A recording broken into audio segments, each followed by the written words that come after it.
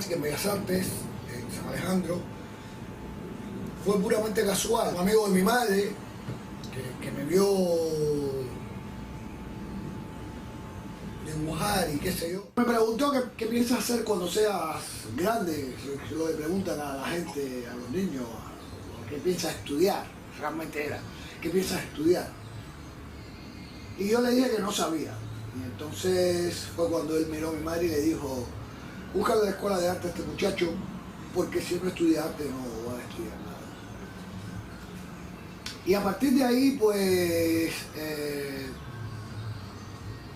que entré en San Alejandro, pues yo entré con una perspectiva, una visión del mundo de las artes, yo diría que bastante ordinaria, como casi todo el mundo tiene del mundo de las artes, ¿no? No tenía ni la más repuñetera idea de qué cosa era, ni a dónde conducía, ni cuáles eran los retos realmente. Yo diría que empecé, que he pintado toda la vida como un ejercicio de autosatisfacción, un don que a lo mejor lo desarrollé más por el hecho de haber nacido dentro de una familia que siempre fue opositora al gobierno, y por lo tanto yo era como Christian Andersen, que nadie quería jugar con él, que era un niño apartado, apestado de la sociedad. Y como autocomplacencia, pues yo me inventaba mis juegos, me inventaba mis historias, y para eso me ayudaba mucho de mi propio trabajo, de mi propia pintura, mi propio dibujo, mis propias historias que hacía, y mis propios cuentos que inventaba con las pinturas. Y era un ejercicio que hacía frecuentemente. Y sabes que todo lo que se ejercita se desarrolla. Entonces, pues, como lo hacía frecuentemente, pues era algo que... Y por eso fui a parar a la escuela de arte. ¿Qué edad? Yo entré con 18 años a San Alejandro. O antes de cumplir 18 años, porque yo entré en el 78. Y claro, yo cumplo mi edad, yo la cumplo a finales de año, en septiembre. Y tendría 17 años cuando entré a San Alejandro. Pero realmente era una edad muy limítrofe, ¿no? Ahí, en la frontera prácticamente para entrar. ¿Quiénes son tus profesores? Por lo menos los más importantes. Los importantes.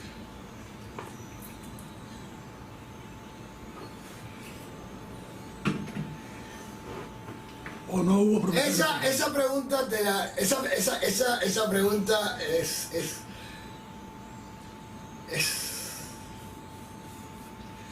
espero que no se enoje nadie, ¿no? Yo creo que mi profesión más importante ha sido mi propia vida. Ok. ¿Sabes? Mi propia vida. Pero para poder ver mi propia vida, he tenido que pasar por alguien que me la señalara antes. Y ahí es donde se enlaza el nylon, la tanza al anzuelo. Porque yo entro a San Alejandro y San Alejandro sí te enseña la técnica. Yo no puedo decir que tuve malos profesores, tuve muy buenos profesores de los cuales estoy muy agradecido de haberlos conocido. Personas incluso que no fueron profesores, pero que coincidieron temporalmente conmigo, y estoy muy agradecido de haberlos conocido. Pero yo me considero muy afortunado en el hecho de haber coincidido con un momento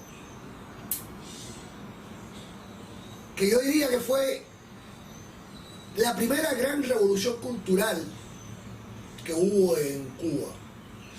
Porque aunque se diga que la revolución del 27, o sea, el arte del 27, el movimiento del 27, de pintores, que se dio, sabes, africanistas, esto, lo otro, lo demás acá, que se dio en aquel momento fue importante. Yo creo que el motor de cambio que se gestó en Cuba a partir de finales de los 70, principios de los 80, los años 80 concretamente, fue un motor muy importante, incluso para la gente que no hizo nombre, como es mi caso, dentro de ese movimiento, ¿no? Porque fue un movimiento que yo diría que fue pre-perestroico. Y aquí entra a jugar el papel de todo lo que me enseñó mi familia dentro de la política. Le sirvió de precedente el hecho de la brigada, de que se formara aquí en Miami la brigada de los paseitos, de la gente que se quería reencontrar con Cuba, y después de que se hiciera aquella cosa de la comunidad, que fuera la gente a Cuba, que después le llamaban la mariposa. Y después vino el escándalo, el tormento aquel del Mariel, de que la gente se quiso ir, aquello reventó. Y vino el fenómeno del Mariel. Y creo que a partir del 80, del Mariel, todo en Cuba cambió, todo en la mentalidad del cubano cambió. Y eso coincidió con un movimiento que en Cuba empezó precisamente con las artes plásticas, un movimiento de apertura donde se rompió con los dogmas que hasta ese momento el Estado había reglamentado, que eran los dogmas que el Estado gratificaba, que fue el realismo socialista tropical, que era simplemente aquellas loas al obrero, el campesino y los grandes héroes de la revolución y toda esa serie de cosas, que era una réplica de lo que se hacía tanto en literatura como en artes plásticas, como en música, como en todo. Pues aquello se rompió de golpe, lo rompieron de golpe precisamente artistas plásticos. Fue el movimiento, fue la exposición volumen 1, siempre tengo que cambió todo aquello, ¿no? Entraron a analizar el mundo desde otra perspectiva. Tuve la suerte, la gran suerte, de tener de vecino a una persona que aún hoy le agradezco todo. Para mí él fue mi maestro y fue mi guía y fue mi todo. Ricardo Rodríguez Brey. Yo, donde quiera, él está en Bélgica viviendo, pero yo le agradezco muchísimo el hecho de que me enseñara a mirarme a mí. Mírate en ti y en ti está tu obra. ¿Cuándo se puede decir que tú comienzas a pintar profesionalmente? Nunca y siempre. Así de sencillo. ¿Por qué? Porque yo considero que pintar profesionalmente quiere decir vivir de la pintura. Yo nunca he vivido profesionalmente de la pintura. Yo no te puedo decir que yo he vivido profesionalmente de la pintura nunca. Lo cual me hace un agente libre. Sí. Al no estar preso ni de galerías, ni de coleccionistas, ni de marchantes, me permite hacer lo que me da la gana. Y me permite un rango de libertad que muchas veces los que están presos de galerías, marchantes y coleccionistas no pueden hacer. Ok. Cuando tú te gradúas, ¿qué es lo próximo que vas a partir? Vamos a ver. Vamos a ver.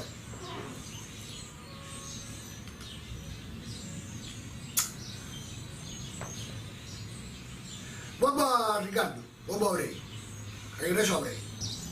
En aquel momento estaba muy de moda, y ahí está el ejemplo José Bedia, Pepe Bedia, y el grupo Síntesis. estaba muy de moda las cosas afrocubanas. Yo viví dentro de un mundo de religión afrocubana. O me gesté dentro de un mundo, no me crié, sino me gesté dentro de un mundo de religión afrocubana. La diferencia es muy sutil. Pero bueno, al final, yo era muy niño y yo me crié dentro de esa cosa. Cuando Ricardo me conoce, lógicamente ya había pasado unos años y Ricardo me dice, pero es que tú no tienes que investigar mucho, tú lo tienes en casa. Y mi primera parte de mi trabajo, con lo que yo me gradué, con lo que yo hice tesis, con lo que yo investigué, incluso con los libros que has visto ahí, fue todo alrededor de la etnografía y la etnología cubana, de la mitología cubana, afrocubana. Hay un capítulo en El Monte de Lidia Cabrera que yo diría que fue el capítulo que marcó la línea de mi trabajo inicial.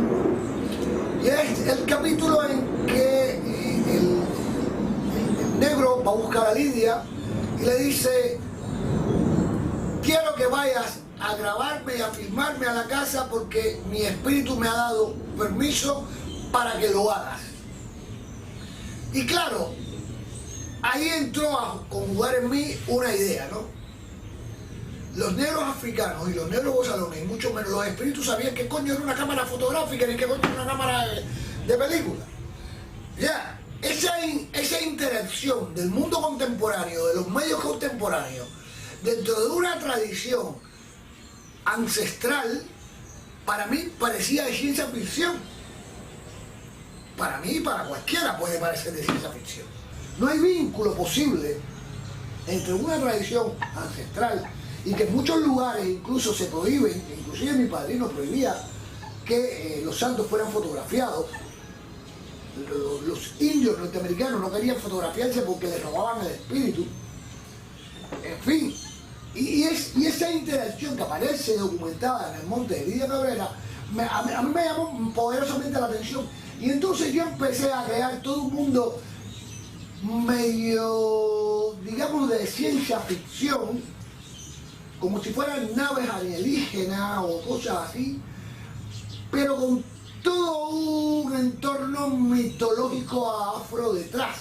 Así tengo piezas como Madre de Aguas, por ejemplo, que es una gran esfera y son dos mares, uno encima del otro, y ella está poblando tanto el cielo como el mar, ¿no? Pero es una nave espacial, es una esfera con cíclope, además, una esfera cíclope que brota peces hacia arriba y hacia abajo, ¿sabes? Mi pregunta va en este sentido. Ese trabajo tuyo, ese tipo de trabajo tuyo, ¿es de corte cosmológico o es simplemente ilustrativo? Es decir, ¿hay una reflexión de corte existencial o hay una reflexión de corte ilustrativo? No, hay reflexión de corte existencial, totalmente hay una reflexión de corte existencial. Yo me involucré mucho, me metí mucho dentro de del mundo mitológico. Bueno, yo lo vivía dentro del mundo mitológico africano. Además aprendí mucho con toda esta generación que me precedía y que yo consideraba que era una generación interesante, a no ser sencillamente, como dices tú, ilustrativo. Yo partía incluso, por ejemplo, yo tengo una pieza que se llama La patria os contempla orgulloso. Es una Virgen de la Caridad pintada sobre papel craft, que sabe que es papel amarillo, que es donde se envuelven las cosas de la caridad, hecho en acuarela, yendo al río a buscar agua de río para hacerlo con acuarela. O sea, yo partía desde la esencia en sí del material con que yo iba a hacerlo. No era sencillamente el título, era todo el concepto, partía de todo. Yo iba al río a buscar, fui al río a buscar agua de río para hacer la acuarela, porque no O sea, no se puede hacer en otra cosa. Estoy hablando de la Virgen de las Aguas Dulces. Entonces, había que hacerlo en acuarela sobre papel craft. Quiere decir que ahí la pintura tenía mucho de performático en el hecho de la pintura. No era un performance porque no está documentado. No era un performance. No era un performance porque no está documentado. Pero es performático porque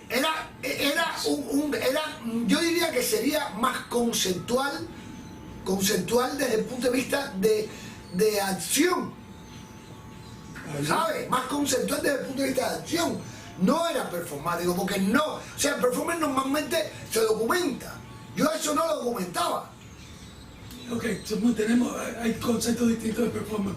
Tu concepto es plástico y el mío es distinto, es existencial, es la acción misma.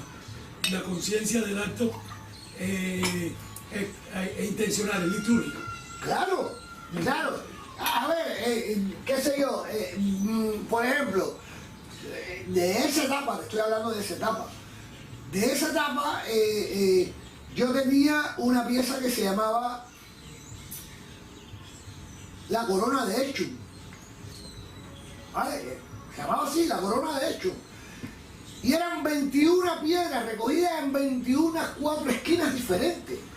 O sea, yo iba. Pero eso es litúrgico, Totalmente. Eso es performático. Es performático, vale, pero yo no lo documentaba. No era documentado, pero era existencial, era más importante que documentado. Exactamente. O sea, yo después cuando lo exponía, cuando lo hacía, la gente no tenía ni puta idea, de lo que eran había piedras. pasado ahí. Claro, eran piedras alrededor de algo que estaba pintado en el piso. Qué sé yo. Pero yo hacía todo un proceso. Era litúrgico, completamente. Totalmente litúrgico. O sea, la entrega era total. Recientemente ha fallecido Leandro Soto. Y Leandro Soto, en su momento, cuando él pasó por mi casa, una de las cosas que me contó Leandro Soto, que también pertenecía al movimiento de volumen, al movimiento, a la exposición de volumen 1, Leandro me dijo, ¿sabes cómo pintaba el Giotto? Era cuando yo me estaba formando y me quedaba así. Me decía, pintaba de rodillas. O sea, no te decía nada y te decía todo. Una pregunta. Con eso lo aprendí, con esa gente aprendí esas cosas, ¿sabes? Una pregunta. Y la referencia no tiene nada personal, es completamente objetiva. Este proceso tuyo de pintura, de pintar, con respecto a una cosa tan cercana como tu práctica, en el trabajo final, ¿eran distintos de lo que hacía Bedia, por ejemplo? Totalmente. ¿Por qué? Totalmente. Vamos a ver. José Bedia es una persona al cual yo quiero, estimo como amigo y, en fin, nos conocemos hace muchos años. Y Pepe fue siempre muy antropológico y él asumió siempre la personalidad de un chamán. Siempre ha sido un chamán. Sin embargo, mi personalidad, la que yo asumía en cuanto a la realización y a la materialización de algunas piezas, era como un investigador, como un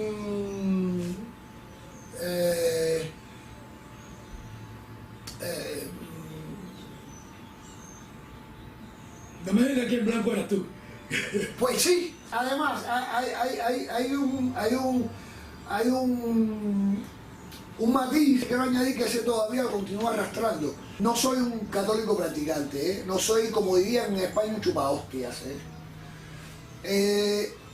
Pero considero que los textos bíblicos, los textos por los cuales se ha fomentado nuestra cultura occidental, creo que son textos inamovibles.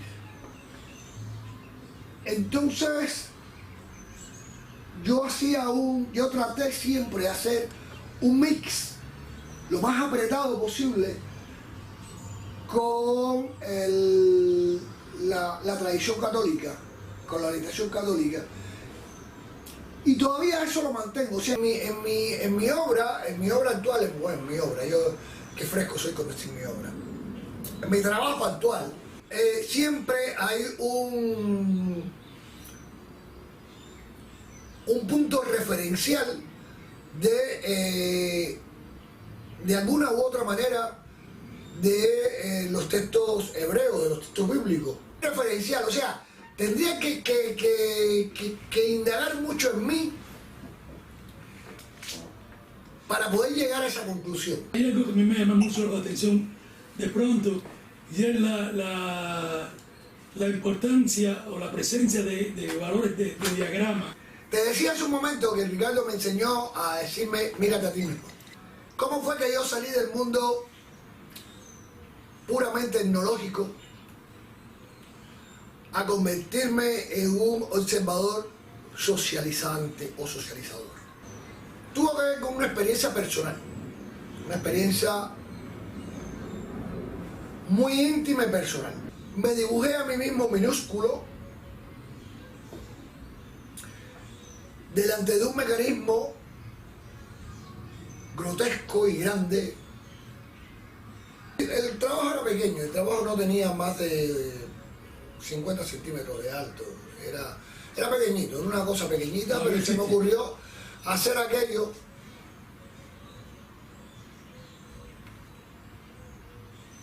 y coincidió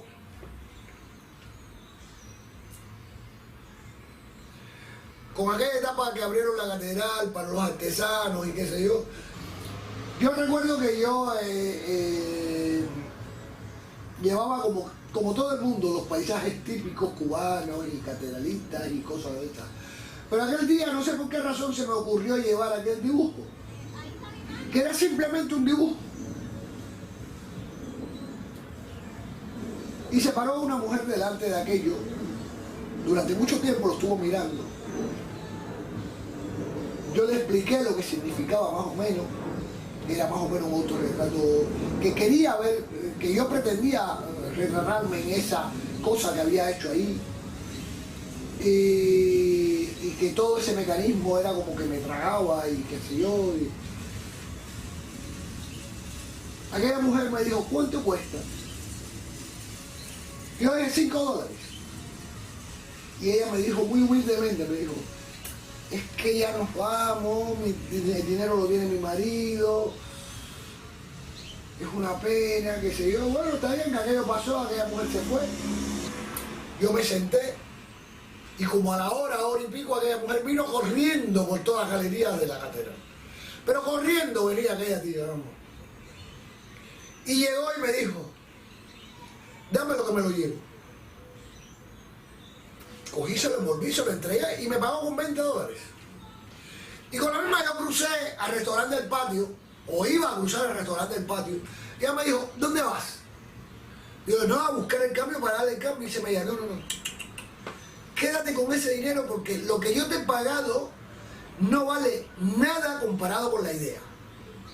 A partir de ese momento yo me puse a reflexionar en lo que yo había hecho. Y que ya no se trataba de mí. Se trataba de una idea más globalizadora, que abarcaba al pensamiento. Y entonces empecé a convertir aquello en un análisis social. Ok, vamos a decir, tú empiezas un interés etnológico y terminas en un interés sociológico. Sin embargo, hay mucha presencia de elementos etnológicos en tu obra actual. Y no estoy hablando de los elementos bíblicos, religiosos, simbólicos. Estoy hablando de elementos religiosos, de origen afro, en tu obra actual. En mi obra actual, poca. Ese elemento ya no es importante en tu obra actual. No es cardinal, no es que no sea importante, no es cardinal. No es cardinal. Eso es importante, no es cardinal. No es cardinal. ¿Por qué se mantiene? Hombre, pero es que forma parte, vuelvo a Ricardo y vuelvo a mí. Forma parte de mi identidad, forma parte de mi todo. ¿O podemos distinguirlo del valor simbólico que adquieren los elementos bíblicos en tu obra actual? Tendría que rascar mucho. Tendría que rascar mucho porque no se ve a primera vista. Okay. O sea, yo considero que los textos hebreos, los textos bíblicos, están tan bien redactados que, bueno, de hecho, si no, no se mantuvieran vivos, ¿no? Sirven para cualquier época y para cualquier momento porque trabajan precisamente sobre la mentalidad y la acción del hombre, la acción humana, ¿no? Y son globalizadores. Te voy a decir por qué te hago la pregunta. Y yo estuve escarbando, a veces hay algún tipo de contradicción, ¿me entiendes?, en tu identidad. Ojo, porque si es que tú consideras anacrónico, no lo consideras anacrónico, el elemento etnológico. No, en lo absoluto. Pero se funde en... Se funde, sí, a veces se funde, claro, a veces se funde. A veces y a veces no. A veces no. ¿Cuándo no se funde? Depende de la pieza, depende del Concreta, trabajo. tiene que ser una pieza concreta. Tiene que ser una obra concreta, una pieza concreta. Pero digamos, ¿cómo tú puedes predecir que en esta pieza van a haber más elementos etnológicos que en la otra? Por ejemplo, mira, este trabajo que está aquí atrás, que recién he terminado, se llama Hermano Sol. Vale. Lo conocí. O 12 trabajos o 12 horas de sacrificio. Vale. Ya en el subtítulo va integrado la transculturación. 12 horas de sacrificio. En mi caso no es un esquema religioso, en mi caso es un esquema sociológico. Sociológico. Es decir, tu derivación hacia los temas bíblicos viene por tu inclinación hacia los temas sociológicos. A la sociología, creo que a la sociología. Entonces tú estás haciendo reflexiones de corte político. De corte sociológico más que político. Más que político. Más que político. O sea, la acción del ser humano como tal, independientemente de la política. La acción del ser humano, la reflexión del ser humano, la reacción del ser humano como tal, independientemente de la política. ¿Y eso tú no lo resolvías cuando pintabas con temas etnológicos? No, me concretaba más en la mitología. Te concretabas más en la mitología, eras más respetuoso de la mitología. Era más respetuoso de la mitología.